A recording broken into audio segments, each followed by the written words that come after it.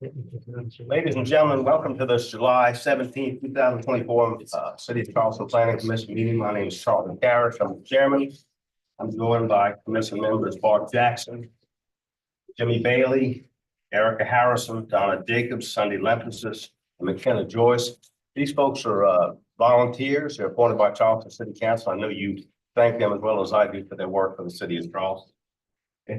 The way we'll work the meeting tonight is if you get up to speak, first of all, the staff will I'll introduce an item. Staff will give their opinion on the item.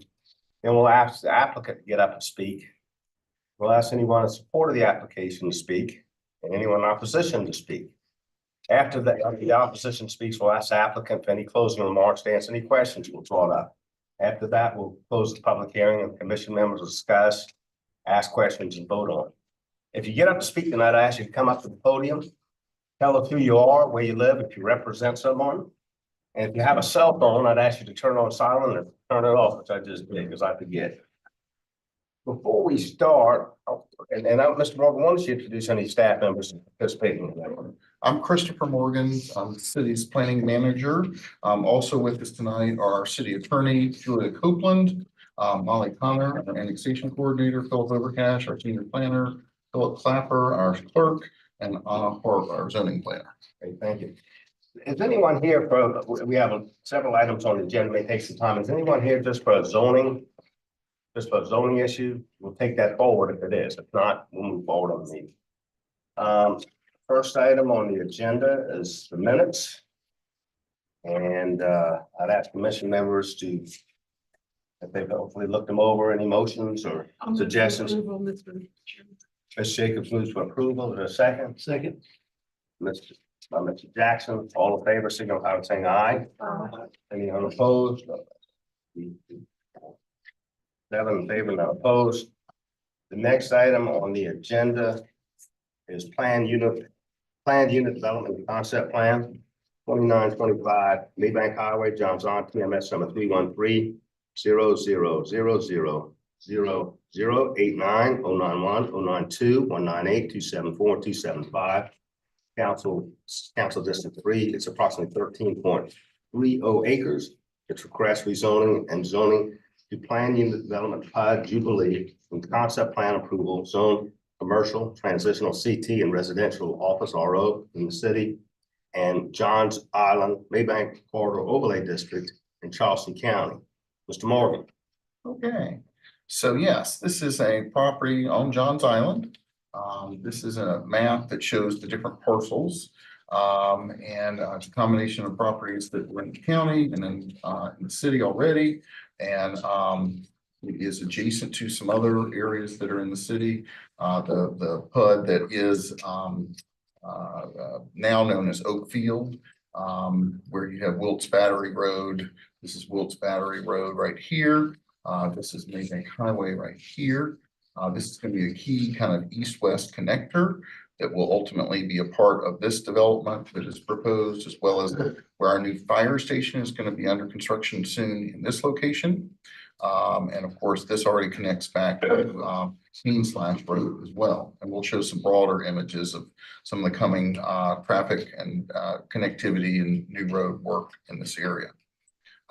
In our comprehensive plan, these parcels are mostly identified as the neighborhood edge, which is kind of the designation for mixed use areas that are, along key corridors that are, a little bit more intense than your standard kind of suburban or just neighborhood type of zoning. There are a couple of parcels that, because of their unique nature, how deep they were, got the designation of what we call, suburban. But the reality is that had these parcels been, subdivided in other fashions up here, these would probably all have been neighborhood edge up front, because you see how the neighborhood edge is deep on these other lots over here. So again, it's a very common thing along some of our key roadways in the city to have the neighborhood edge designation. An aerial image shows that these are mostly undeveloped tracts. There are a couple of older uses on the site at present. Then here's an image. This is Wilt's Battery, and then the connection that will come from here into the project site that's over in here. This is the overall land use plan. There's a hospitality hub in here that would have a hotel structure in this location over here. It would also have other cottage courts, which would be more residential style accommodations uses that would open out onto these little courts in here, areas that are kind of shown in this orange color. And then there would be this village square that would have some medium density type of commercial uses. And then there's lots of other open space to the south and then further to the north in line with where there are significant trees or wetlands or things like that. And a key thing to note on this also is the connectivity that goes to the, I guess the southwest in this direction that heads towards Wilt's Batteries. This will be connected in that location. And it does provide connectivity to the north, should there be the ability to have this road opened up in the future as well. This is the open space chart. It shows that they have basically 4.28 acres of open space. And then the active open space is 1.84 acres.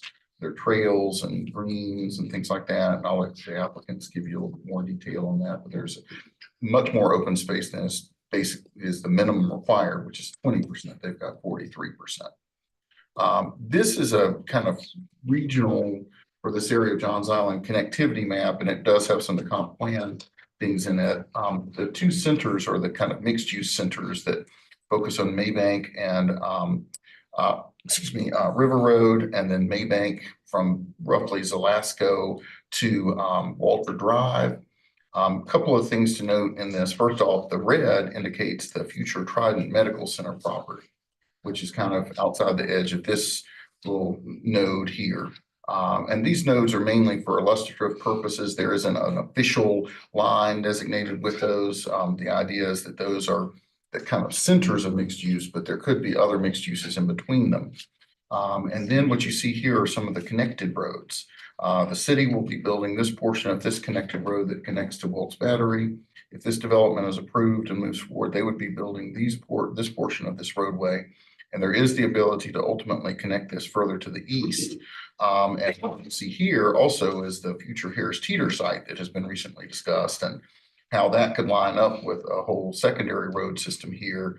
And then this is showing the southern pitchfork that should the Hampstead sales tax be approved, there would be funding in that to create the southern pitchfork in this location and create a connection down to Cane Slash. And what all these connections are doing is creating the ability for people to get to needed services along the Maybank corridor without necessarily being on Maybank itself. So getting to the hospital, which will be a key important, getting to accommodations uses, which would be on this site as per the proposed PUD.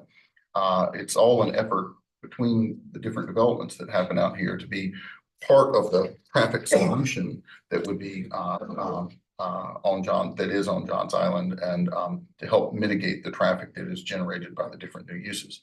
Also, I'd like to show this is our new city park that's over here, the Griffith tract here. And that's going to be a key amenity in creating connectivity to that. It's going to be a really important thing as well. So this is the overall layout here, and you can do that shut down. You can see some of the roads. There'll be some on-street parking. There are some wetlands up over in this location, detention ponds further to the back as the ground kind of slopes away in that direction. This is just the overall concept plan for the layout. And just a little bit more concept plan layout information. We can answer questions from these if they come up. And the northern portion detail with the roads and the individual parcels. These little parcels are for the individual accommodations units that would be around these little greens.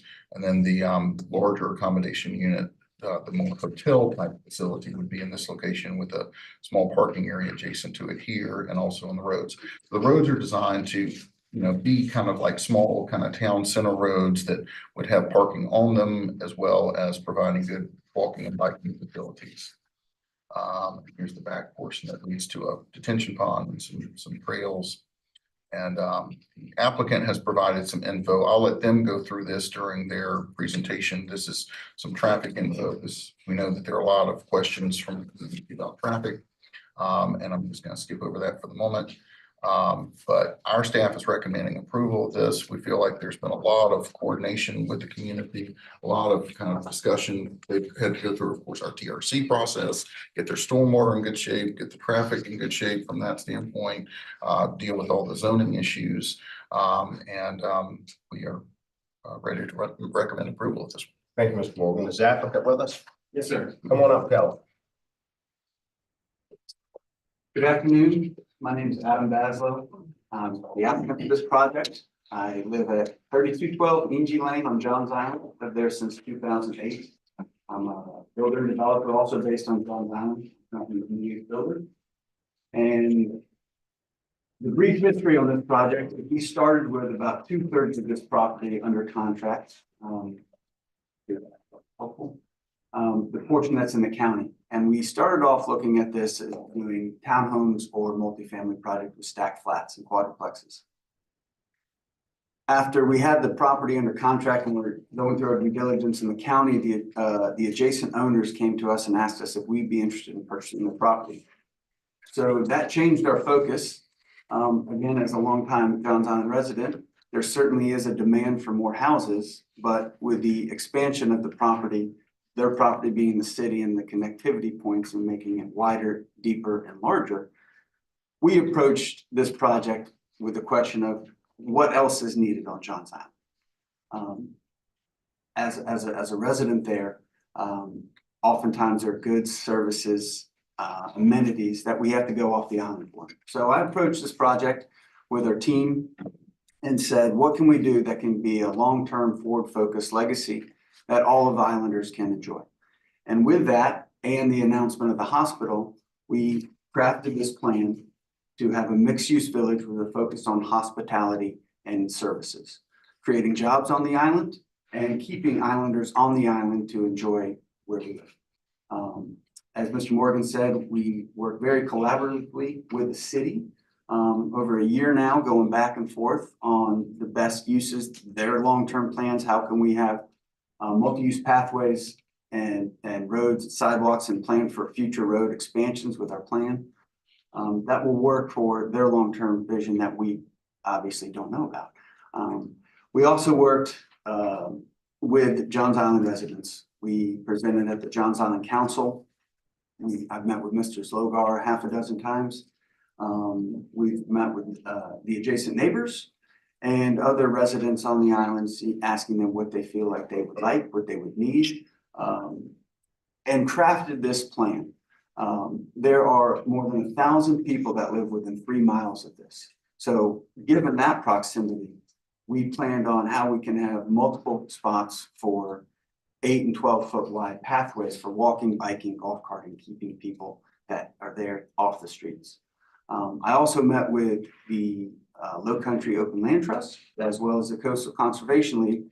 And though they are not intentional in supporting development, they also agreed with the nuances of our traffic study and the intention that what we are creating is keeping people on the island instead of having to leave the island to either go stay in a hotel somewhere and their guests come back, or leaving the island for other restaurants, offices, and retail space. So I appreciate your all's time tonight, and later on, I'll be happy to answer any other questions. Yeah, how big would the hotel, just out of curiosity, maybe early, but I'm curious how big the hotel would be there. Right now, it's planned for 4 stories and plus or minus 70 units. Okay, all right, thank you. Commission members, any questions for the applicant? If not, you keep going. Thank you, yes, sir. Thank you, Adam. My name is Todd Richardson. I'm our principal of Synchronicity. I'm the land planner and the landscape architect for the project. We're really excited to be here. In fact, elated. This is a really great project that we've been working for a long time. So, Mr. Commissioner, Mr. Chair, and Commissioners, thank you for hearing us tonight. As Adam mentioned, we started sketching on this plan over a year ago. Started working hand in hand with zoning staff, planning staff, and TRC. We started our TRC process last September and went through extensive review on this. It's really important when we take projects in the city and on the island that we are intentional, that we are considerate, and that we are careful. I know from my experience When I have family members come in town, I live in a modestly sized house and it's not really big to have everybody at the holidays. So we talked about how great would it be if we could have a place nearby where our families could stay for that. To go even further, and even personally, when my first daughter was born at Roper at Bon Secours, she needed to stay in the hospital for about 10 days. And that put us in a bit of a predicament. We did not have anywhere that was close enough by to stay. We were able to finagle some things and make it work, but it sure would have been nice to be near that healthcare center and to visit her several times in the nursery as she came out of her early infection. So we put a lot of like human factors into that. Then we looked at all the ways that goods and services could really be applied to the Johns Island community. Having restaurant opportunities is really great. Having parks, open spaces, preserved wetlands, tree areas, those are all really important to us in our planning process, and we found a way to integrate that together. We've been working with a really talented team. We have Kyle from HLA, who is our civil engineer. We have Jennifer Field, who's our traffic engineer. And so we have worked on this for a long time, and we're really happy to be here tonight. I know you see a PUD document, you see a lot of things. There are a lot of intricacies. It can be overwhelming at times, but so I'll be happy to answer detailed questions as they come up. The great thing about the PUD process, and why I really love it is a planned forward and open book process. We're working a lot. We go through an extensive vetting process through the TRC Planning Commission review. We have a lot of talented folks at the city, and we think of everything when we go through this. I know Ann is laughing thinking about this. Just every single detail and nuance that we can get correct, because this is a legacy project. And after we're all gone in this room, there's going to be someone who's going to need to interpret this document and to apply what is the appropriate zoning recommendation for uses going forward. That's a great thing, and it's a big responsibility that we all share. So we're really happy to have this project here. And as anything comes up, please feel free to ask. This is an open discussion, and we're really just fortunate to be here. So thank you very much. Thank you, sir. Okay, does anyone like to speak in favor of the application? Come on up, tell us who you are, where you live. Thank you.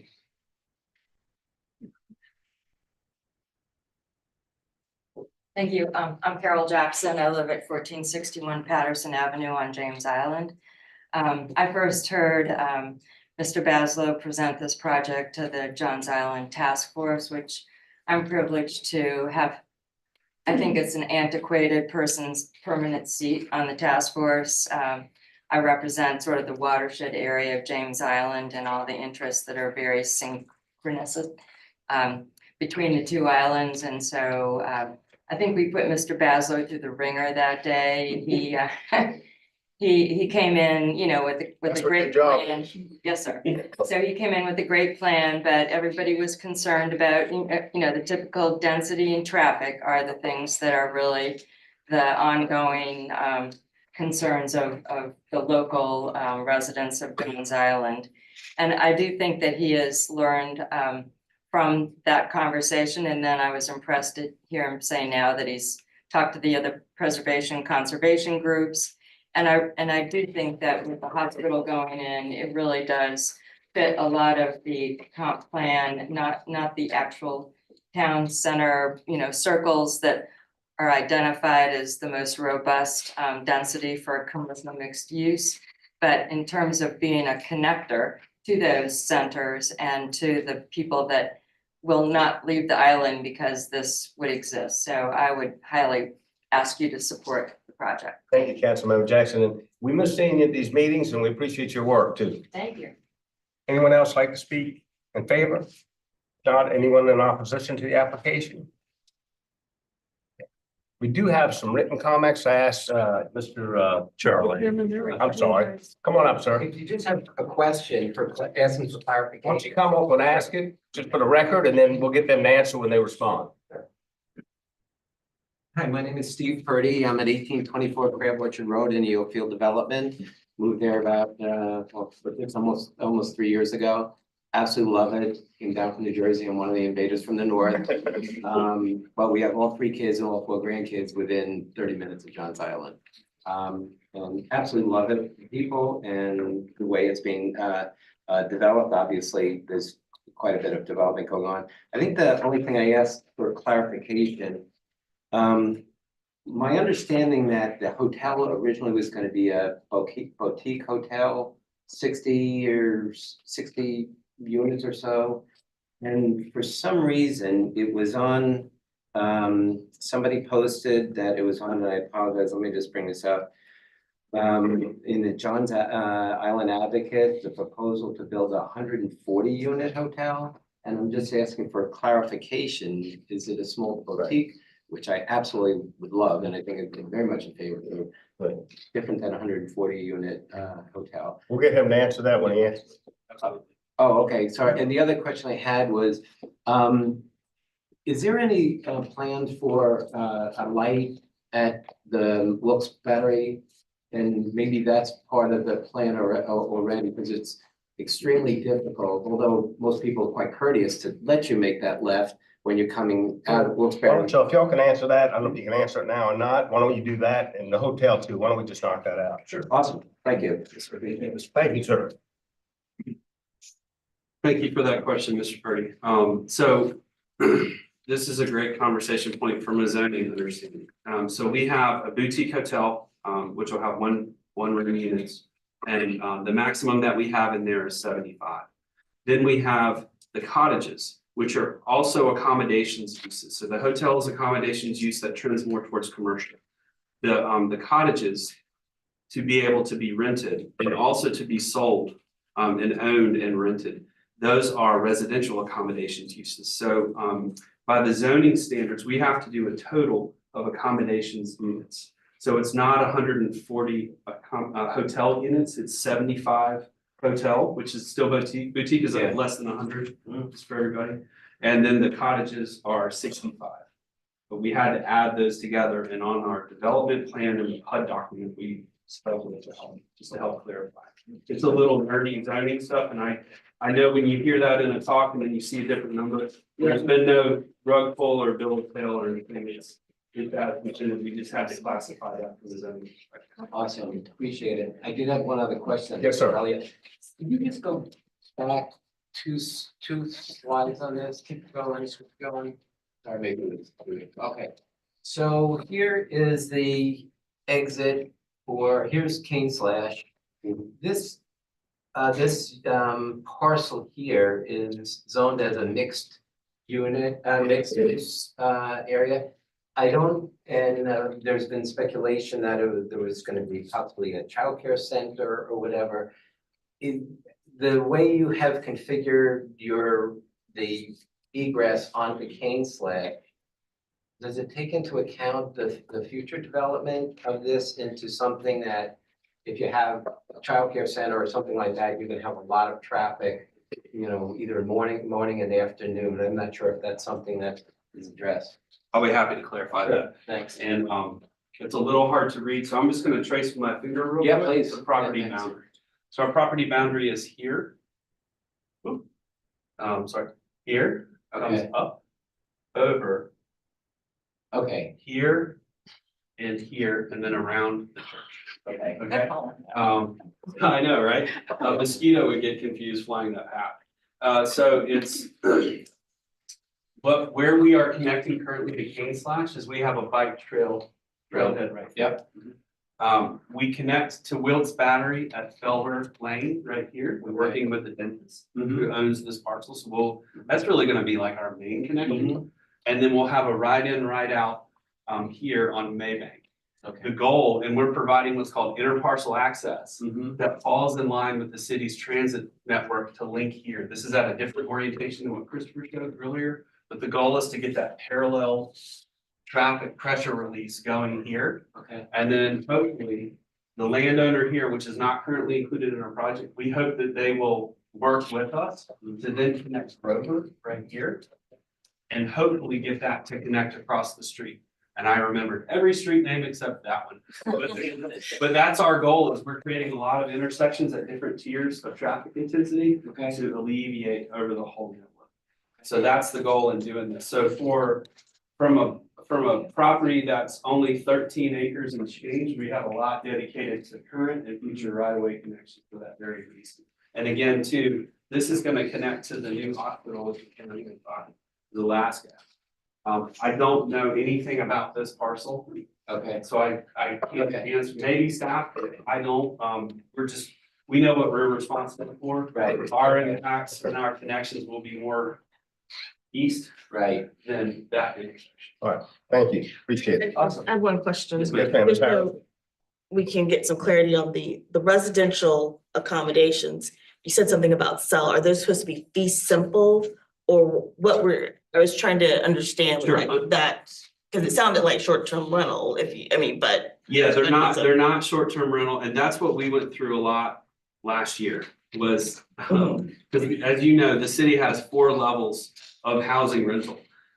Short-term rental is typically where you are on site, on residence, as someone rents out like a lockout unit.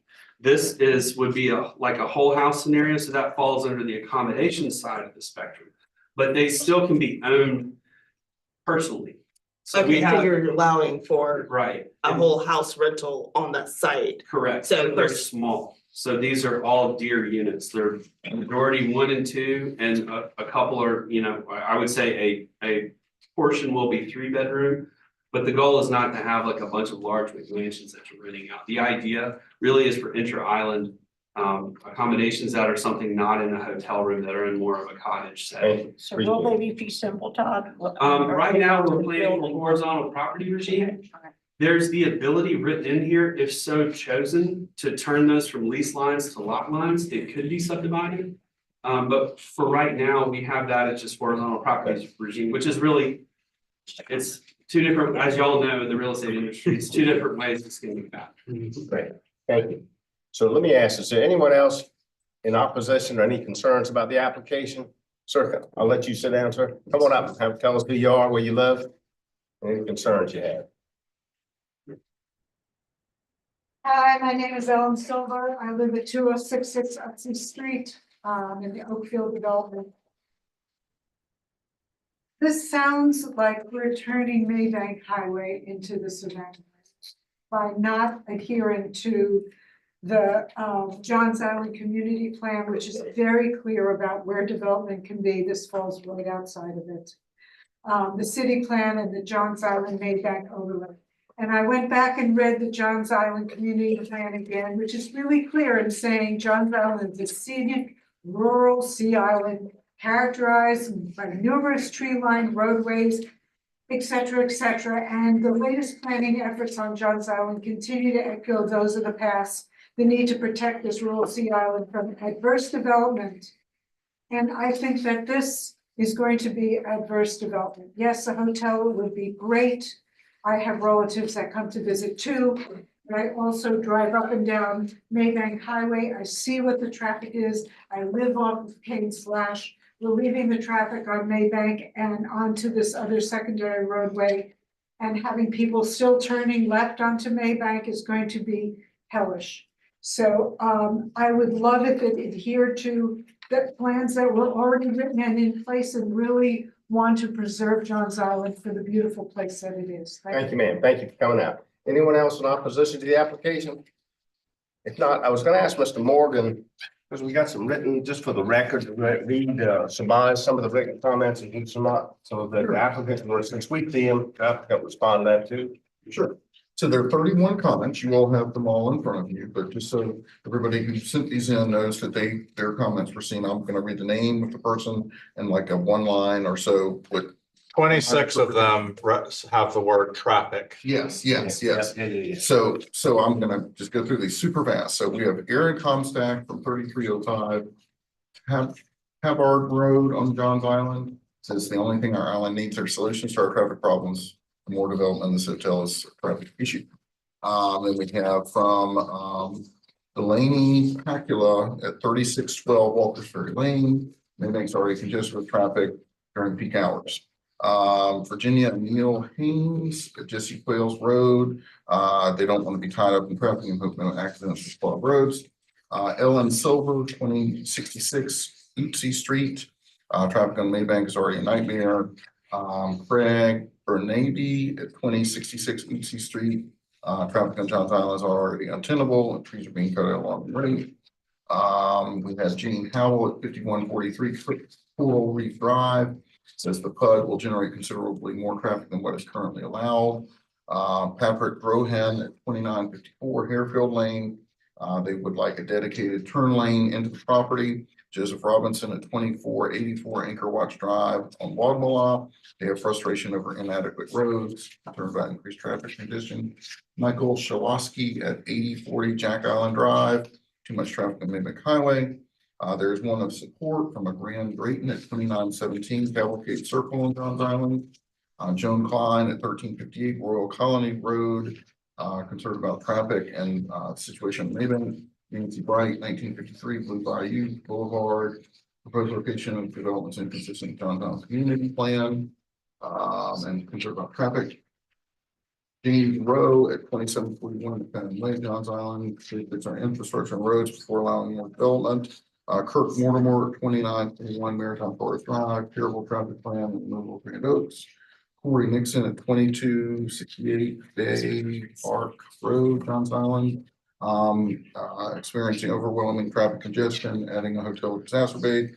Susan Leggett at 3063 Greg's Court, Johns Island. PUD would add to terrible traffic congestion. Lawrence Miles at 1195 Fort Lamar Road, Charleston. That's James Island. PUD would generate considerably more traffic. Sarah Wise at 2930 Split Hickory Court. Flooding issues due to multiple neighborhoods. Concerned about flooding problems in Barbary Woods. Oh, that's it. At 2906 Split Hickory Court, Johns Island. Cannot take more additional traffic. Sarah Haynes, Johns Island. Ever increasing traffic. Maria Murphy at 2679 Coquina Drive, Johns Island. Hotel will only cater to travelers. Chaz Hooker, I'm sorry if I mispronounced that, on Johns Island. Can't sustain the current traffic. LB Jackson on Johns Island created past overdevelopment. Susan McLaughlin, 3061 Baywood Drive, Johns Island, traffic issue. Lauren Meehan, 1204 Gregory Commons, Johns Island. It's in the town portion, not the right location for the proposed development, sorry. Dawn Dustman's 5036 Coral Reef Drive, traffic issues.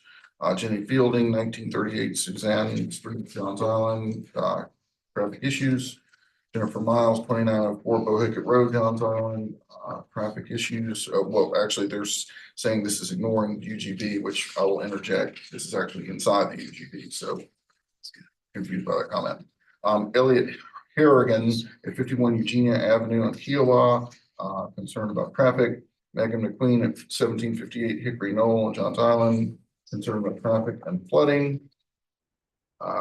And then Sandy Spence with the Preservation Society. I guess nobody's here tonight from the Preservation Society, but his comments, his is very lengthy. I'm only gonna take a couple of minutes, but he asked for a deferral in favor of an updated plan that returns more public benefit in return for flexibility in some entitlements. He says, with this proposed PUD outlines, while this proposed outlines creative design for this property, the prominence of potential accommodations uses tips the scale of public benefit. He's concerned about the height of the hotel, and as it stands, Jubilee PUD presents some interesting and potential beneficial ideas for mixed-use development that connects with other nearby neighborhoods, but in its current configuration, predominance of accommodations uses minimizes potential public benefit for residents, and ask for deferral. So, good points. Mr. Morgan did a great job. You take a deep breath. I need some more. So we'd ask the applicants to get up and address any issues they'd like to, concerns came up. Sure. I think Mr. Bailey hit it on the head, most of them traffic issues. Yes, there were a lot of folks who were concerned about traffic. There was an email that went out that did not have the complete information about our submittal. And it put it more on the misinformation side. So we crafted a memo with Jennifer Beal. We ran a bunch of models. You all have that document. You should have that document in front of you. It was also submitted to staff for the record, and we're going to touch on that in a minute because it comes down to intensity of uses and the various routes you can take, whether you go a low, medium, or a high, based on the city's comprehensive plan recommendation for the type of zoning that we target. Phil, are you able to pull up our PUD packet or Christopher. Sorry, I'm not sure who's controlling. Get to that. Possible. Well, okay, so I'll just kind of walk you through it. So I included this because, yes, we did reference, one of the many documents that we looked at here was the James Island, community plan from 2007. A lot has, John's Island community, plan and, what was done with that and what has happened in the county since, as well as in the city since, because I think it's important. So that plan was done in 2007. In 2019, the county, and this is included in our PUD, updated this area, this border. And so I included that to show how their transition and their definitions of development here have changed. When you go to the city's comprehensive plan, it too was updated in 2000, I believe it was 21 to 22 is what I had in my notes here. I'm sure a lot of y'all are in that comprehensive update. And so the page right here in the future land use recommendation matrix, the majority of the parcel falls within neighborhood edge. Neighborhood edge has the ability to be quite intense from a development standpoint. That has never been our mission for Jubilee. We've come in with a maximum of 75,000 square feet for commercial. And within that is the hotel use of a boutique at 75 keys and then 65 cottages. So what we did to exhibit the difference is in this memorandum from Beal Engineering, we showed what more intensive uses that fall within the parameters of neighborhood edge could be. And from a traffic standpoint, they're substantial. So Jennifer, I would like to ask you to come up here and kind of walk us through your tables here. That's their community routes. Hi, everybody. Good to see you again. So we could pull together. Just for the record, tell us who you Oh, are. sorry, Jennifer Beal with Beal Engineering. Thank you, appreciate it. See everybody again. So what we did for this kind of summary is to kind of pull together a series of tables, and then there's a comparison table. And the two that we have up on the screen now, the first table is what's currently planned in the PUD. And as everybody knows, we all see a lot of different traffic studies. We look at the AM peak hour, 1 hour between 7 and 9 in the morning, and then the PM peak hour, that's 1 hour between 4 and 6 in the afternoon. And so what you can see is that we've got the bottom line there. We calculate the traffic for all the different uses and then apply, you summarize them and then apply something we call internal capture stuff that stays within the development. And then calculate this net new number. So you can see based on the projections for the current PUD, we're looking at about 136 morning trips and then 174 trips in the afternoon. Those would be net new that would exit the property. The numbers next to them are just what the ins and the outs are. So that 136 and that 174 is total in plus out. If we look at the buy right scenario down there in that table too, we look at, based on conversations with the team, what you could do on the parcel by right is 125,000 of retail plus some of multifamily as well. So when you run all the numbers for that, we looked at a with and without grocer scenario because it's based on that size. And the grocer is obviously going to be a little bit more intense. But then you start to look, you see, we start to generate more of like 550 trips, 868 trips, and much, much larger. When you add that retail piece. If you go to the next slide, the buy right, when you don't have that grocer, it comes down a little bit to 300, a little over 300, and then 400. That bottom table really shows kind of that difference between what is currently planned in the PUD versus what those two buy right scenarios are. Those negative numbers are what's currently planned and presented is less than, you know, and when there's a grocer, much less, and then also even without the grocer, you're still about 250 trips lower than what would be projected by right. That being said, the traffic study, just kind of answer some other questions. The traffic study, we worked with the city staff on that. It's gone through the TRC process and has been approved through that process. Great, thank you. Any other comments or answers?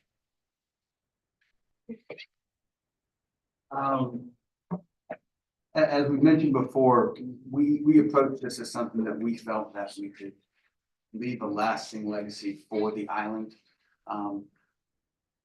we say this is being developed and built by islanders for islanders. So the number one complaint, the only complaint that we ever got was traffic, with the question of what are you, Adam, going to do to solve John's Island traffic problem? Of which I cannot. But we do truly believe that by creating this place, this destination on the island, it will help solve some of the needs of traffic where people leave the island, whether it's to go stay somewhere or to go eat somewhere or to go work somewhere. I don't say it with insignificance that it is the small part that we can do to create a positive destination. Much of what we're seeing with our other community we've done called Hayes Park on John's Island, which has become a destination for John's Islanders to come work, eat, and in the next couple of months start living. The open space in reference to the public benefit, we looked at that as our part of, though there was a conversation that though it will not be dedicated and donated to the city, it will be protected by virtue of the PUD, the site plan, and controlled by an HOA or POA, Property Owner Association, thereby protecting that 42% of the 13 acres in perpetuity to allow for public access that the public doesn't have to pay for. The developer has to pay for it via the POA. And then lastly, on the flooding issues, we were encouraged to find out that we may have the only property in the city of Charleston that is not a special protection area for flooding. We are at the top of the hill, so to speak. We've done considerable studies on drainage and infiltration. And as it relates to Maybank, this is the spot where water essentially starts. So a lot of the issues that we've looked at two different basins in conjunction with the wetlands on site. We have a wet basin that we've modeled after is to be a little colonial lake that will always be have water and have that vibe. And then we have a more of an infiltration planted area that attaches to cane slash where people can go in the bikeways that will stage up as a secondary measure. And then lastly, on the parks side of it, talking about the open space, all of our cottage courts front, that park space, that will be infiltration areas as well. Great, thank you. Thank you all. So that's going to close the public aspect of this. Mr. Bailey, do you have a question or a comment? I guess more of a comment. I'm working off the assumption that there might be someone else out there other than Ms. Jacobs that reads the minutes of these meetings. And so I'd like to make sure that we state what I think is a really key point, because I think No one reads them to the extent of Ms. Jacobs. no, that's for sure. When we get asked to change zoning on something and we get so many comments about traffic and density and so forth, I think it's always really important that we compare what could be under current zoning and what's being proposed. And no offense to your profession, sometimes I think traffic studies are a little bit of witchcraft, but regardless, it is clear to me that what they could do right now with no zoning change With 13 acres. would create more traffic than what they're proposing. There's no question. I mean, I don't think that could be debated. And so I just think that's important to say to all these. I counted 26. It sounded like maybe all of them said something about traffic. But there's going to be development on these parcels. And if they just develop it the way it's currently zoned, the traffic's going to be worse than what it is based on what's been proposed. And so I just wanted to make that point. And I also I think for what it's worth, I think the team has done a really nice job with their outreach. Thank you, Ms. Bailey. Ms. Jacobs? Thank you, Mr. Chairman. I'm gonna also I add. comment before we go. We close the public aspect, but if it's quick, It's in response to the information just presented, so I don't know how I could address that transcriptly. well. Why don't you do that very quickly? We're going a little bit out of order to do that because we close the public aspect, but very quickly if you can. Oh. Yes, ma'am, please.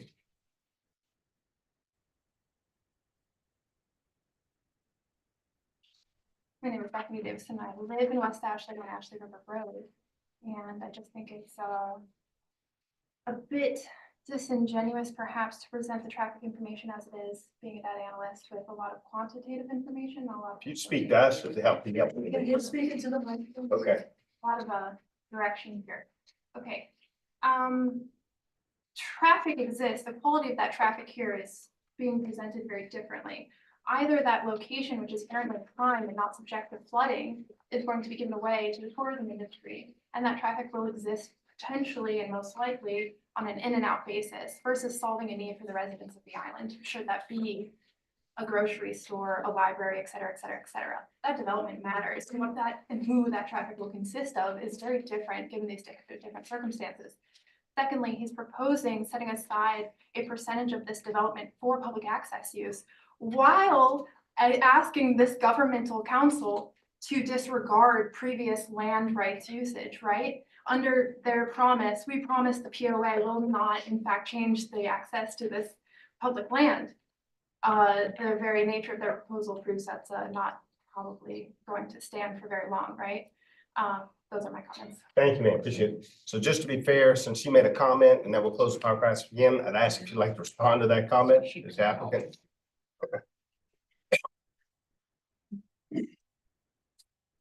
Our traffic study's been worked on for over a year. Our approach is never a maximization of development on anything that we do, even urban infill and redevelopment. Open space is key, and also being contextually aware and considerate and sensitive to our neighbors. There are many avenues that we could have taken.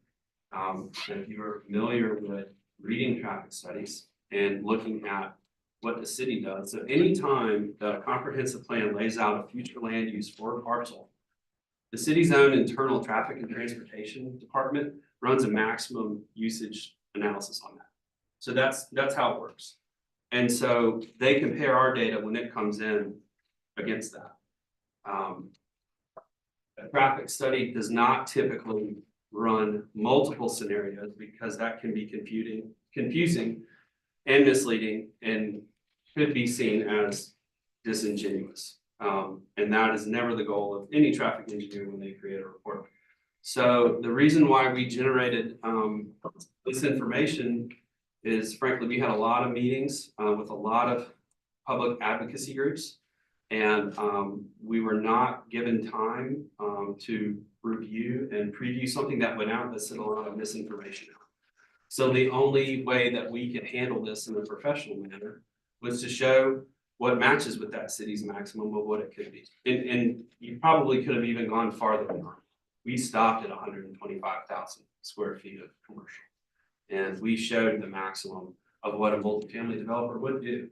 And 258 units is exactly what a single phase multifamily would be. So very realistic scenarios that, again, fall right in line, if not under, that city's maximum development scenario. So the purpose of that was to put facts and figures out that support that data that these analysts do for a living. Thank you. Appreciate it. So again, we'll close the public aspect again. And commission members, questions, comments, or motions. Ms. Jacobs? Thank you, Mr. Chairman.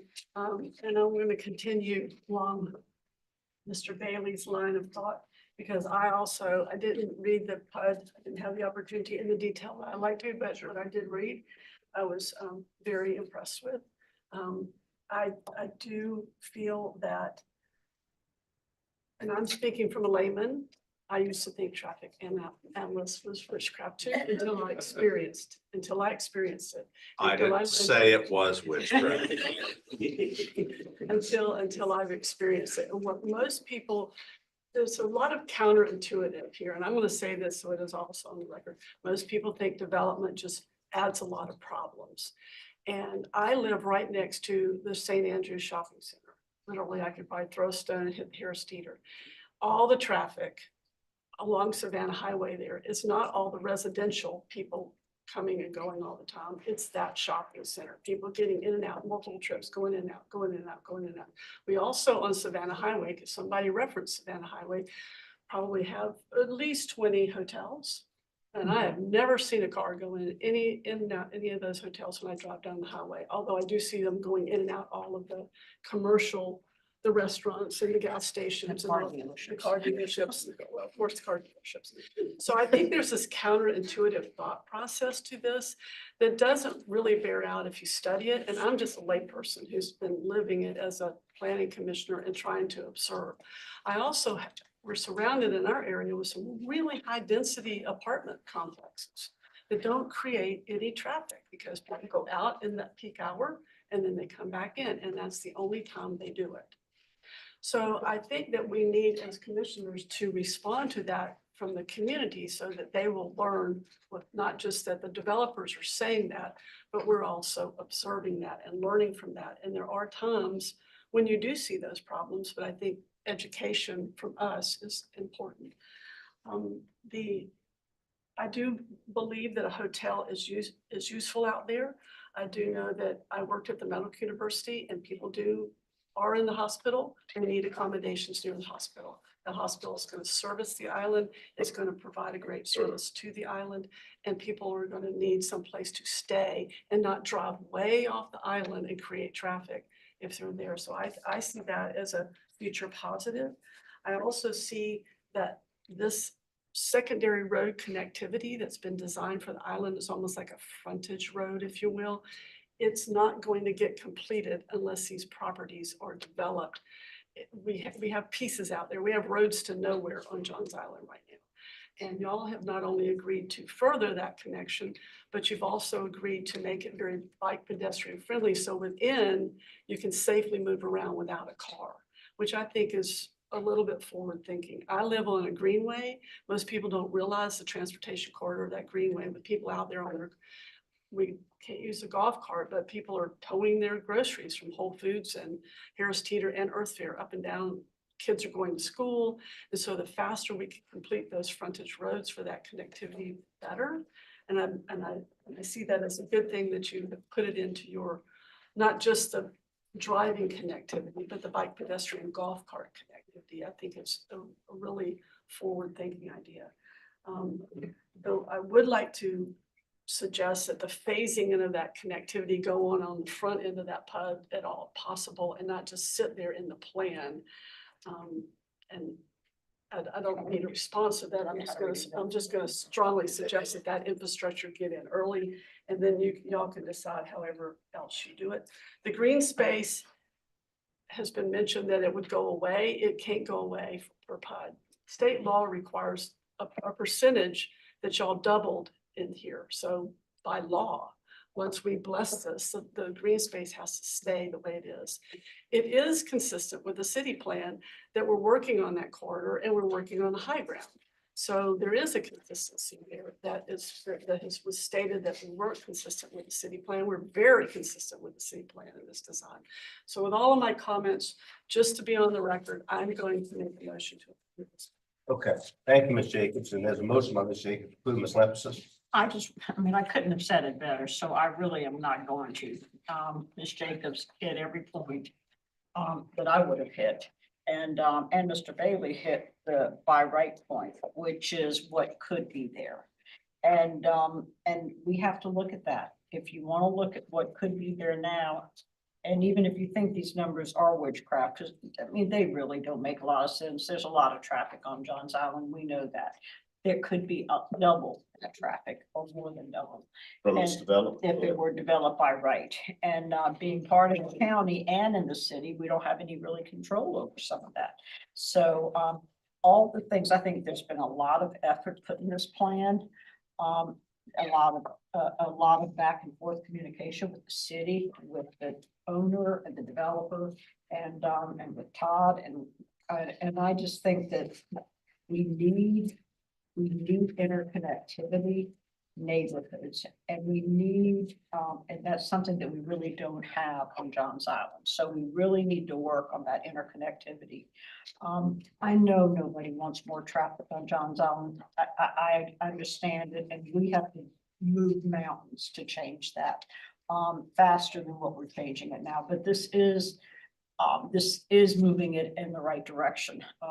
So I'm gonna, Okay, great. I'm gonna, I'll just, well, I wanted to hear what everybody else had to say. Right, we'll take other comments. Would you like a second? Sure, We I'll still have, second okay, so Ms. Jacobs, other comments, questions? Ms. Harrison, anything? Okay. No. Mr. Jackson? I really like that this is a local developer. This is not coming in out of Atlanta or Charlotte. Yes, sir. It makes a difference. Being an appraiser for 30 years, I've seen a lot of these products already from this builder. And you haven't seen Hayes Park. It's one of the most tastefully done things I've seen recently. So that's part of just a brief comment that's an excitement for me to see what the end product's going to look like. Because I do think it's somebody who's from the area, cares about the area, and is not coming in to make a developmental cash grab and run. So I think we Yes, can sir. look forward to that. Any other comments? I'm gonna agree on everything that was said. And I think that we see so many developments, and I think what this is a smart development. It's a smart development that's trying to look towards the future. People don't like the word development, but at least it's a smart development. That's what I think it is. So there's a motion by Ms. Jacobs, seconded by Ms. Lepsis. If there's any questions, comments, all in favor of the motion, signify by saying aye. Aye. Aye. Anyone opposed? That's 8 in favor, none opposed. Thank you all for coming. Appreciate your work. Thank you very much. 7. 7. I'm sorry. Too long. 1, 2, 3. I'm counting here. 7 in favor, none opposed. Thank you. I think it takes an appraiser to tell me the number. 7. Thank you.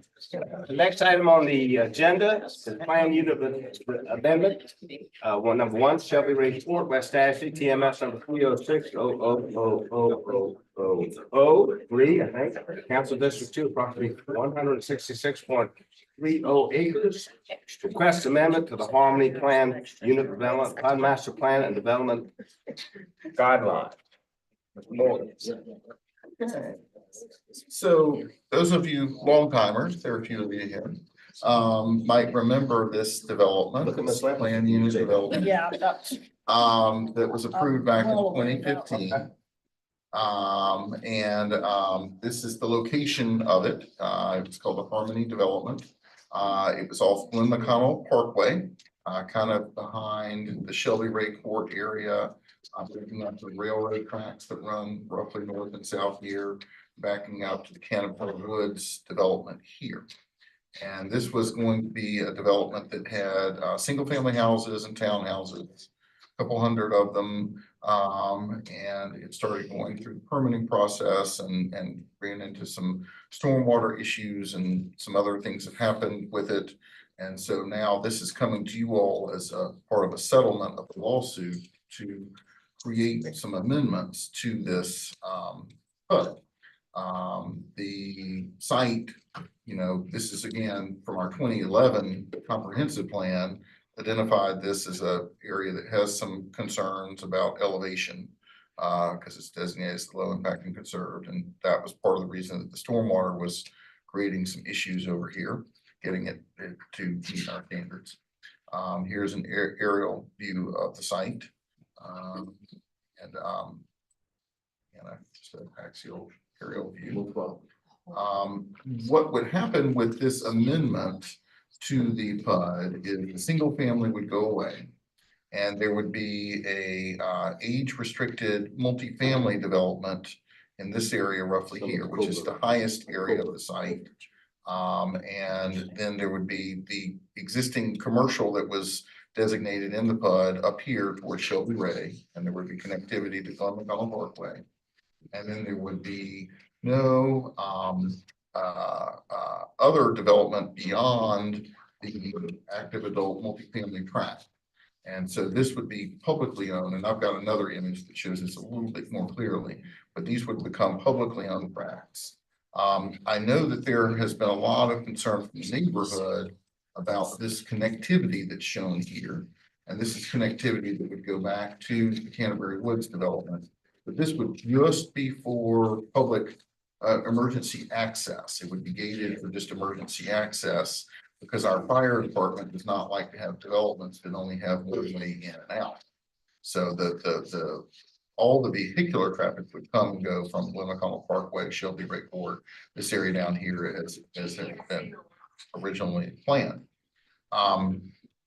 This is a little bit clearer image here. And again, you know, this, it says emergency use rear access road to Pinehurst Avenue, emergency use only. So again, the area 2 would be the active adult multifamily project. And then area 1 would be the commercial tract that was already designated in the PUD. And then area 3 would be the publicly owned tract that would be preserved in its natural state. Some of the key provisions: it would eliminate the existing entitlement to develop the single family houses. It would introduce the age restricted residential units. And that would give us another residential type of dwelling that's more compatible and has less impact than the dwelling unit set forth in the original PUD. And it will improve protection and preservation of natural resources by creating public tract, allowing city ownership of highland, wetlands, and marsh in the environmentally sensitive Creek Basin. As both active adult multifamily tract and the commercial tract are heavily buffered, development would have limited visual impact to surrounding neighborhoods. Future public tract provides a significant buffer adjacent to the surrounding existing neighborhoods and to West Ashley Park. And I don't think I pointed out enough more clearly that West Ashley Park is over in here. And the city, I believe, owns some of this area in here as part of the West Ashley Park area as well. So again, this would be almost like an addition to West Ashley Park from the standpoint of the areas that surround the active adult part of the site. Project will include adequate parking for senior residents, guests, and users of the commercial track, and reduces the total amount of anticipated road surface. Again, it creates a development scenario for the track that would be much easier to implement from a stormwater standpoint. Traffic would be impacted significantly less due to the senior housing nature of it, and schools would not be significantly impacted. And so in the original PUD, it was, 240 units total, 185 multifamily, 185 single family detached dwelling units and 55 one family attached. In this new scenario with the settlement, would be 200, of which there's a little note here that up to 55 could be one family attached dwellings. And we are suggesting the addition of a condition on this as part of our recommendation for approval, that these would have to meet the requirements and standards set at the time of the approval of the development agreement and the amended PUD. And of course, the next thing on your agenda is the development agreement after the PUD. So just to give you a sense of what senior housing is, this is the overture of Daniel Island. It's a 4-story multifamily type of product, very desirable, nice new place here. And then overture in West Ashley, which I know Ms. Jacob is very familiar with, the marsh behind the Harris Teeter. So that gives you a sense of what the senior facility could be like. And our recommendation is for approval with this condition. And Ms. Copeland, do you have anything you want to add? I would love to add, because Okay. you hit the high points, and then I'm sure Ellis will touch on this as well. I just want to hit the high points on the DA or the development agreement for you guys. It's a 20-year term. Just tell us who you are, just for the Oh, I'm record, so sorry. everyone knows. Sorry. Thank you. Julia Copeland, city attorney. So it's a 20-year term on the development agreement. Part of this development agreement with the developer would be that of the 115 acres that we are going to be getting out of the settlement through grant funding and partial payment, would have to be or could be used for stormwater detention if the building of the remaining 42 acres requires any additional detention on the site.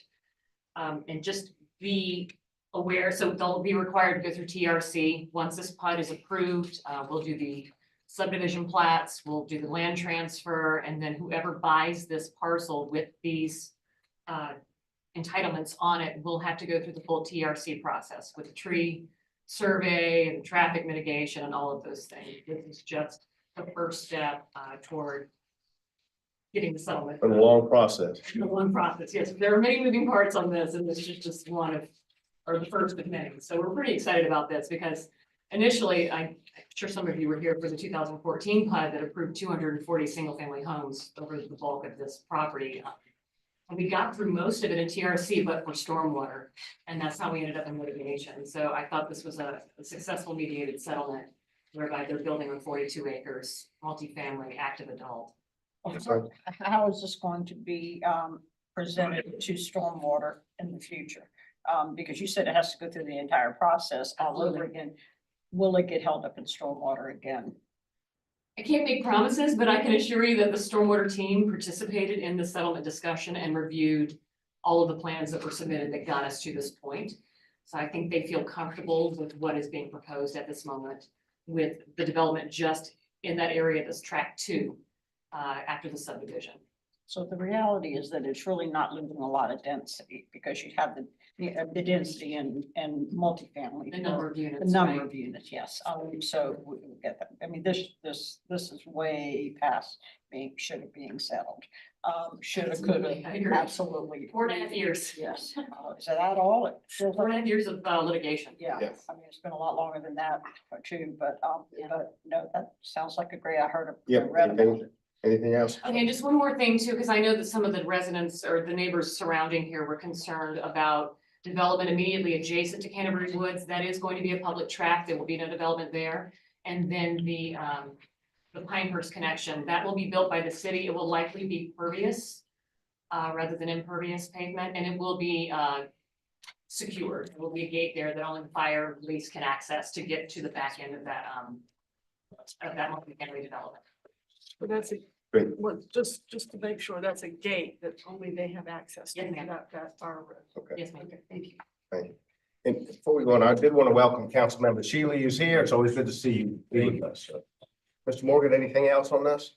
No. Okay, is the applicant with us? Come on up, sir.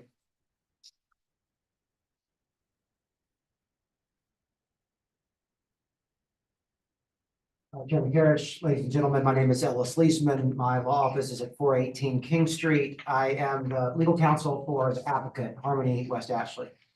Thank you for the opportunity to be here before you this evening. It's been a long road. This planning commission approved the project in 2014, late 2014, as essentially a single family neighborhood. And then in January 2015, it was approved unanimously by city council, and this was during the Mayor Riley's administration. My client bought the property the next week, knowing that the PUD had been approved for over $4 million. And so going from 2015 going forward, we know there was a change in administration, and we're all wanting to make sure that we take care of West Ashley and that we don't make any issues worse. But what happened is we went from a unanimous approval of a project to a moratorium, and then to another moratorium, and then to a change of regulations, and then to a change of internal interpretations. So that it got so bad that when the city communicated to the project team, they apologized over the phone, knowing that the project had just been killed. So all that money later, all that investment later, and thinking about it, okay, the roads, the driveways, the footprint of 240 single family units, what could be an improvement on that? And as we go through the litigation that would go forward, the outcomes of that aren't as positive nearly as this would be, because what would happen is we would say, we had a contract with D.R. Horton to sell all those lots for $23 million. The net lost profit, $11 million. That's what that litigation would be about. My client would continue to own the property. Here we have a solution where 114 acres are going to go to the city instead of 0. The purchase price for that property is $1.25 million. There's a lot of real estate sophistication in this group. You know that's a really good price for that acreage. And then it is going to, as has already been mentioned, it's going to supplement a lot of the public resources that are already there. And the photographs of the the active adult projects that were given, likely there would be something similar here, except picture it buffered completely by trees that you wouldn't even see it. Think about that as just driving down Glen McConnell, that'd be pleasant, but thinking about living there too. This will be a special project that'll be nestled back, there's a train, the CSX Railroad is behind it. And that's where that becomes the issue,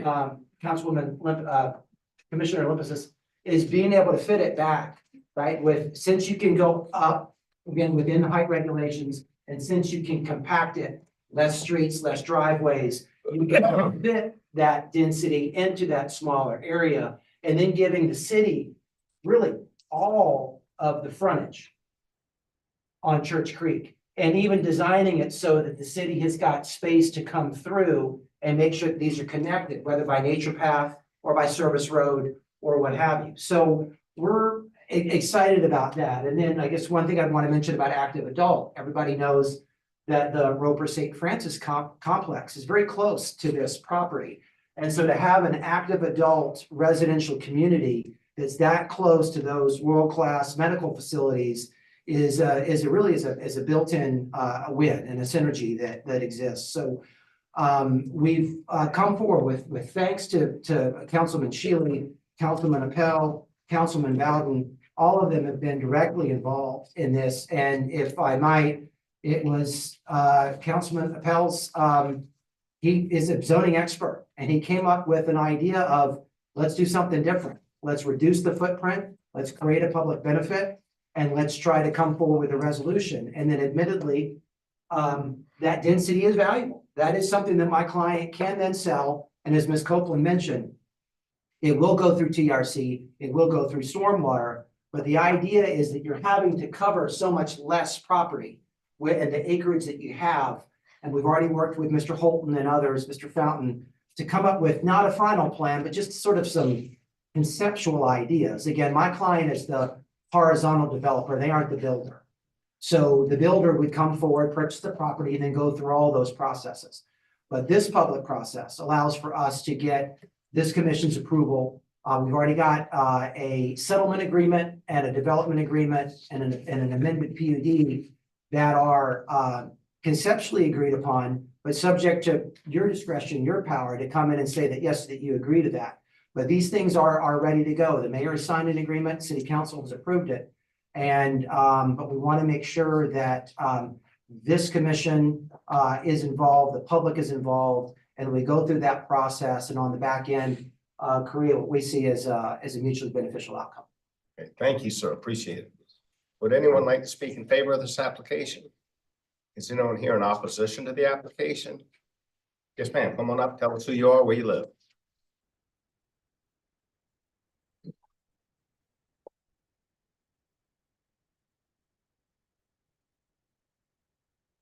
Hello, my name is Rebecca Rank. I live in West Ashley at 2926 Garden Creek Road. And my house is situated very close to the dead end that is Pine First. So my backyard backs up to the Long Meadow Woods. And the recent development with the wonderful expansion that's happened with East Ferry Road and the expansion with Glen McConnell, all of that has altered the way the water drains. So Excuse me. it all has to go somewhere, and this is one of the areas that it does go to. So the permeability, my backyard has changed, and that's unavoidable because everyone is affected. You know, the more pavement, the more everyone's affected. But this area isn't just a forest. That's where all the animals went when we built and built and built. So there's a herd of deers, there's lots of birds. They're not gonna have anywhere to go. It's not that I'm opposed to what's planned. I can see that y'all put a lot of thought and effort and consideration and everything. But it is going to take a big hit on that environment. And I just don't see how that's going to be a benefit. I mean, I understand people got to live somewhere, and I appreciate all that y'all done. Thank you, ma'am. Thank you for coming out. Anyone else in opposition would like to speak? Mr. Morgan, again, I'd like you to surmise. There are some written comments. Can you quickly surmise some of those? Sure. I think there's somebody. Yeah, yes, ma'am. You want to speak in opposition? Come on out. Just a comment. Yeah, go ahead. Good evening, my name is Elena Smith, and I also Can you live. speak a little louder? I'm sorry. Good evening, my name is Elena Rink, and I also live on Garden Creek Road. I submitted a comment earlier this week that I need to address. It's in regards to the woodpeckers. I reached out to the Audubon Society and they informed me that the woodpeckers I'm seeing in the backyard are not the protected species. So please correct that. And then they protect the woodpeckers. I am encouraged by the thoughtfulness. But I echo the concerns of Ms. Frank, who noted the flooding. I mean, there's very little that anybody could say that would alleviate my concerns about the flooding. It is very real, even with the map and the numbers. It's a different setting than the site. So please be mindful of that because we are talking about effectively. Thank you, ma'am. Thank you, Sam. Anyone else like to make a comment or speak? If not, Mr. Morgan, we have some written comments I'd like you to read for the record so that someone's following. Sure, so these are 7 comments we have submitted on this one, and it's Carrie Bevel, I have messed up that name. That's all right. I apologize. On Glendale, she's concerned about traffic increase on Glendale again, probably not a full understanding of how it's just an emergency access back there. Then there's Lauren Schuler at 2102 Seabird Court, and concerned about traffic in the neighborhood, not knowing the connection is just emergency stuff.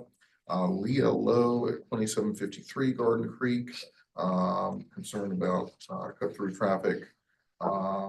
Alexa Montero on Wildflower Lane, opened up cut through traffic in the neighborhood. Katie Allen at 2102 Glen Oaks, connecting our neighborhood to Glen McConnell, which of course is not happening if we're talking about. And then Daniel Ramus at 2780 Forest Grove Court to increase flood risk in the neighborhood of Canterbury Woods. And then Lane Boris at 2910 Garden Creek. And then that's drainage issues and yes. It's a much longer one, but it seems to be mostly on drainage concerns. Thank you, Mr. Morgan. Would the applicant like to say anything or respond to any concerns? You don't have, whatever you want to do. I think it's fine. Again, when I read through the comments, Mr. Chairman, I saw a lot of them were concerned about that emergency access road and Commissioner Jacobs' question to that very point. And again, that it would be an emergency road and would have the benefit of if there's a hurricane and you want another evacuation point, those are the sort of times when it would open up. But that it's something that the city wants for interconnectivity emergency purposes. And there's again, the city's going to control that property and own it. So I really read when I looked through the comments, excuse me, that was really the theme that I saw that ran through all of them. And again, the significant buffers that would be created, and it gives the city some real opportunities. If there's some improvements to be made on that part of Canterbury Woods, now the city's going to have the property in order to do it. So, but thank you for your time and some attention. Thank you, Mr. Leeson. Appreciate it. That opposed the public aspect of Mr. Members' questions, comments, motions. I'd like to move for approval, to get this off the books and moving forward. I think there's enough property in between your properties. It would have been, these 250 units would have been spread out all over the property. Now you have half of it is marsh and will be used for stormwater and will be used for parks and whatever. This has been a nightmare. Changing regulations once something's approved, and regulations needed to be changed because there's a lot of flooding in that area. The Church Creek Basin is one of the toughest basins to be around.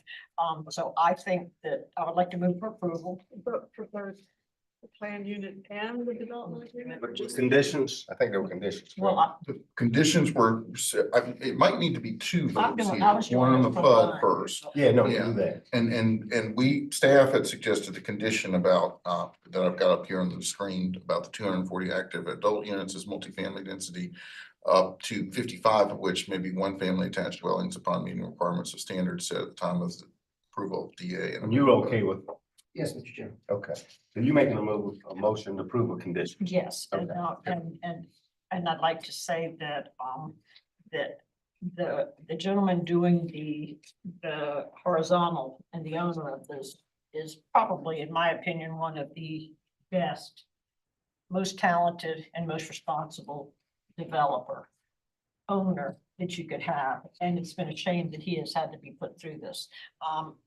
He is, I can't even imagine the cost that was involved in that. But thank you, Mr. Leesman, because I know this has been a tough one, and he's an upstanding guy, and so I move for approval. Great, thank you.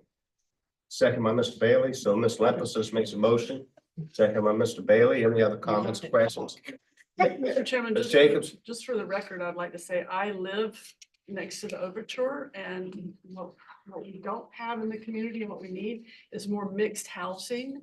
So I'm really happy that we found a solution where we're creating, this isn't a missing middle necessarily, but we don't have a diversity of housing. And the Overture has been a great asset to the area in West Ashley. So creating this diversity of housing is a real plus. And I'm really glad to all the people that were able to craft this kind of solution, get the same units, but also get some diversity of housing that's needed in the area. Thank you for that. Great, so there's a motion by No, Jim. motion by Ms. Lepus, second by Mr. Bailey. All in favor signify by saying aye. Aye. Anyone in opposition? I think I got the number right. Seven in favor and none opposed. Thank you. Mr. Leesman, thank you for coming out. Councilmember Sheila, over to you. Mr. Sheila, I heard a rumor that your uncle is Jimmy Hooks. Is that correct? I don't want to get you in any trouble. No, I'm sorry. I met your brother the other day and he told me that. I'll tell you the history behind it. Anyway, I don't want to get that to the record though. I don't want to get you in any trouble. Thank you. So, Thank you. So the next item is the development agreement. yes, sir. Yes, sir. And So, so, Shelby Ray Court, go ahead now. Request approval of development agreement between the city of Charleston and Harmony West Ashley. Mr. Morgan. and we do need to announce here for public notice purposes that an additional public hearing is going to be before city council regarding the proposed development agreement, and it will be on August 20th at 5 p.m. at the city council meeting. But I will let Ms. Copeland give you kind of the overview and Just did there you that. go. Yeah. Pretty much. Yep. Unless you have any additional questions. Yeah, I think we're okay. So- Thank you. Unless there's a question, Can- be good. Make These a, people aren't bashful. So. can I make a motion to Yeah, ma'am. approve? Ms. Harrison, you. She moved to approve. Oh. Motion, well, let me ask, does anyone like to speak on this item at all? If not, that's good. Ms. Harrison, move to approve. Is there a second? Second by Ms. Joyce. Ms. Harrison moves for approval, second by Ms. Joyce. All in favor, signal by saying aye. Anyone in opposition? Again, 7 in favor, not opposed. Thank you all for coming. Mr. Morgan, zoning, we can take some of those together. Yes, I think we can take, let's see, we've got, Before we take the zoning, Oh, can we just answer why these are withdrawn by We the? can take, which one, I'm sorry? the withdrawals are typically, we have had the St. Andrews Public Service District, once they know what items, what properties are being annexed, they go and approach those homeowners and have some sort of discussion with them, and every once in a while, we have people who end up pulling out. And talk them out of. And then- Ms. Jacobs would like to go talk to those people. Yeah. Well, and the other question is I heard, I was watching council last night, and it was mentioned that things were withdrawn by the applicant there. Are they same withdrawals, or are they being withdrawn between us and council? Or they're- It's typically between when they are heard at real estate committee of council and then, the actual votes at council for the full council. Okay. So usually they're only withdrawn here, and once we get past here, they're not gonna withdraw before they go to council for final approval. That's- I mean, we don't know that. I mean, somebody can withdraw it at any time until they get the Are final we getting votes. those is what I'm asking. Ms. Vaughn, Are we what- getting additional withdrawal? Which ones? Typically, by the time our single family properties get to this point, they have already been fully annexed. Due to the changes in the schedules for summer and because of the way that the clerks now do real estate committees, and we've had to submit things about a month in advance, we've had a few withdrawals from the planning commission, but typically, single-family homes are annexed fully and then soon, because there's no, issues. There's much room for discussion on that. Okay, So- thank you. Are We have a responding? total of 9 and 2 withdrawals, so we're only giving you credit for 7, okay? I'll accept Just so that. you know, I'll we like to accept see that. 10, that's right. Mr. Morgan, which ones can we take together? Okay, so I think one should be separate and then Okay. 2, 3, 5, 6, 8, and 9 could be. Let me read one into the record. 2053 Walkthrough Hall Road, Jamestown TMS number 343020001, 34.27 acres, request zoning of single family and 2-family STR. It was zoned single family residential in the county. So that would come in as STR based on the lot size. Move for approval. I'll move for approval by Ms. Jacobs, is there a second? Second. Who's second, I'm sorry. Mr. Jackson, second. Ms. Jacobs, move for approval, second by Mr. Jackson, all in favor, signify by saying aye. Aye. Anyone in opposition? 7 in favor, none opposed. So you're saying we can take 2, which is 2468 Flamingo Drive, TMS number 310200124.30 acres. This is SR1 and R, and it was R4 in the county. Number 3 is 1641 Woodcrest Avenue, TMS number 35111000022.24 acres was SR1. Requesting SR1 was R4 in the county. You said we could take 5 as well? Yes. Yes. 5 is 2334 Brevard Road, TMS number 35812000040. 0.32 acres again. SR1, it was R4 in the county. Any other ones we can take on Then 1411 Joy Avenue. that? Which number is that? Number 6. Number 6, that's Joy Avenue. 6 is 1411 Joy Avenue, TMS number 352100000 for 5.23 acres. Again, requesting the SR1 is R4 in the county, and those are the ones we're taking for And this. then 8 and 9. And 8 and 9. 431 Parkdale Drive, TMS number 31011000012.26 acres again. Requesting SR1 is R4 in the county, and number 9 is 913 Trent Street, West Ashley. TMS number 30914000117.25 acres again. SR1's request is R4 in the county. Anyone like to be heard on any of those? Mr. Morgan, you want to speak to any of those? Okay. I don't want to stop. Anyone like to be heard on any? Is there a motion to approve those items? Make a motion to approve. Harrison moves for approval. Second. Second by Mr. Jackson. All in favor, signify by saying aye. Aye. Anyone in opposition? Great, that's 7 in favor, none opposed. So let's say we did 1, 2, 3, 5, 6. So we have, what do we have left? That's it, right? So, and I did want to mention that you all should have gotten some info about the zoning workshop next week about form-based codes in West Ashley. Yes. We are gonna be, I believe, we need to sit at the mall for that. Do you have the exact speed number yet? Okay, but it's gonna be in Citadel Mall, the space at the Ashley Landing Center. The air conditioning. It wasn't that, it was other Oh, complications. so that that's just- changed. It's not actually, it's been posted as that actually landing. though. Right, well, we've been changing that, yeah, and we'll put a note up at the site. Well, Yeah. it's all already been posted on Facebook for that, Oh, at that site. not by the city. Yeah, the previous location was already Yeah, advertised. yeah, Sam Rittenberg, the Sam Rittenberg. yeah, it was on Sam Rittenberg. It'll still be, well, I guess Citadel Mall isn't technically Sam Rittenberg. It's moving down the Well, street. no, okay, well, I just want to get this straight because I know that, at least through West Ashley Connects, and I grabbed it, Charleston News has done it, I grabbed it and shared it, and then somebody grabbed it and shared it already on West Ashley Connects. Gonna create a huge kerfuffle, Well, we because just that got, address has already been, we had a location issue that we couldn't get around. okay, so how fast are we gonna get location change? We should have Meeting that. room at the Citadel Mall? It's gonna be in the, I believe what we're working on is there's a New York and Company former store on the food court. So it's It a will bigger be in the space store. than where. It's a bigger space, yes, yes. When will we know? Citadel Mall has basically said it's gonna be okay. They had to do a couple of check-ins with their big office up in Chicago. You'll send us out, and you'll send us. Oh, yeah.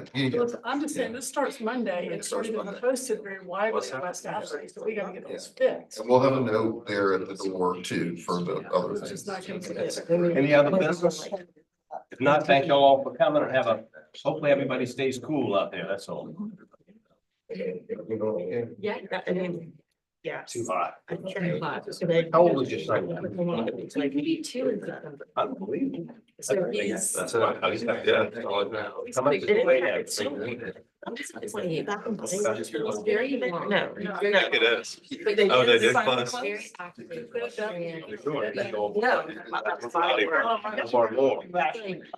It's so sad to drive. They just see all the. So we empty. What do we want to- Yeah, I Make really you old, nice one or the other. chase him around, but we're taking to California. You ran, right? You did take me to California. You're going. You're going, A long time. Next Tuesday. It's just Oh, good. everything. For a couple That I of was weeks, talking just about to- the Orchard, you know, it's just so hard. It is, it's. Truthfully. That's why you told me it's hot. I-